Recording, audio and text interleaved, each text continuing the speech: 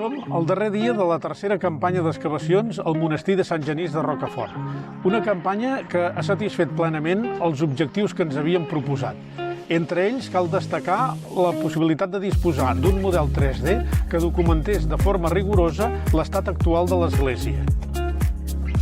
Un altre dels objectius de la campanya era, al igual que Santa Margarida, tindre un model digital de l'església a partir del qual poder treballar possibles treballs de virtualització o reconstrucció virtual.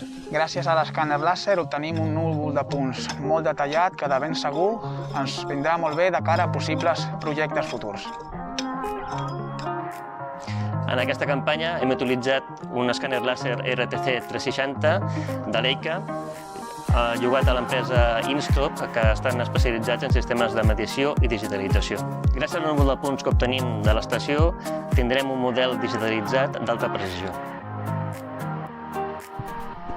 Pel que fa a l'excavació arqueològica, el nostre objectiu, que també ha estat plenament assolit, era identificar les primeres dependències monàstiques i la circulació que s'establia entre elles.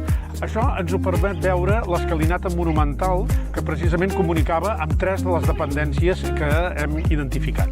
Aquestes dependències es troben actualment colmatades primer per una capa de runa, que probablement són abocaments de les obres que es van fer aquí al segle XVI per restaurar l'església, i sota les quals apareix una altra capa de runa que segurament ja correspon als períodes d'abandonament plenament del monestir. Entre aquestes runes cal destacar la recuperació d'algun fragment de columna i especialment un magnífic capitell romànic que es conserva d'una manera extraordinària.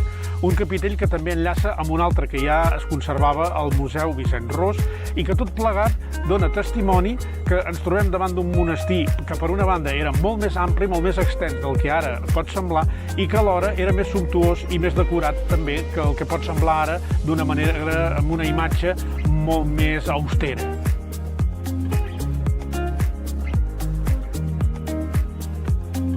Esperem que tots aquests vídeos us hagin ajudat a seguir la campanya d'excavacions amb el mateix entusiasme en què ens hem trobat nosaltres duent-la a terme.